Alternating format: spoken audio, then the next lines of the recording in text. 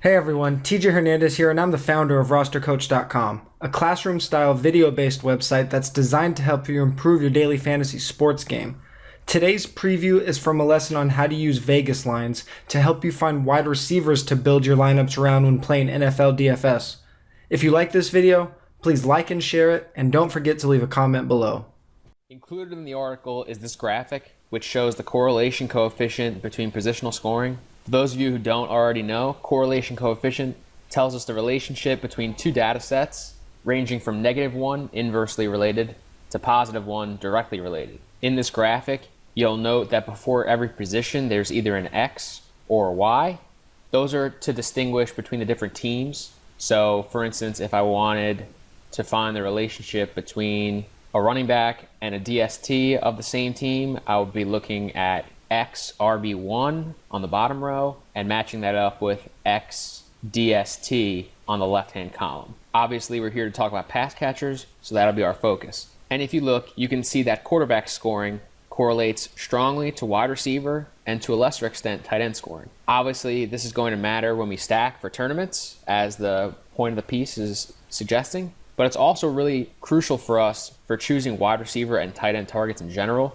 You may remember in part 1 of this course, we discussed how we would choose our quarterbacks based on Vegas, and the conclusion there was that we want quarterbacks that are favored in high total games.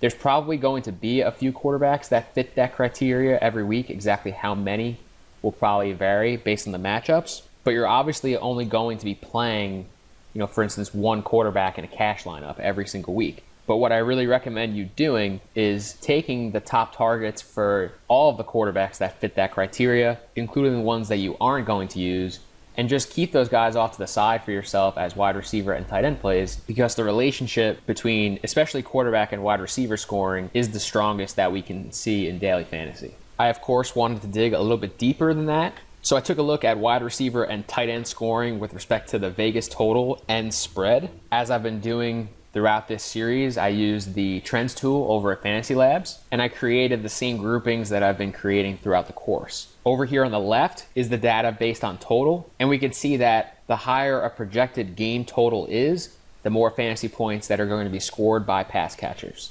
Of course, this is somewhat intuitive. The more points scored, the better chance we have for receiver and tight end touchdowns. Those obviously are going to produce the most points for those players. But as you'll see in a minute, total actually ends up being the factor that we want to think about most with respect to Vegas and pass catchers. Because on the right, we see a much looser fit for pass catcher scoring based on the spread. For both positions, you can see that there is more green in the heat map towards the top than the bottom. But if you observe the actual numbers themselves, you can see that the point disparities aren't really that great. And in fact, in the receiver group, you can see that every wide receiver, with the exception of the last two groups, is within 1.2 points of each other. That's really small, especially when we consider the point discrepancies at other positions, particularly running back, when we did the same exercise. At tight end, the point disparities are a little bit bigger, but it's just really inconsistent. You can see that we're bouncing around. We have a bunch of groups that are scoring somewhere within like 5 to 6 fantasy points. That said, this really shouldn't surprise us too much,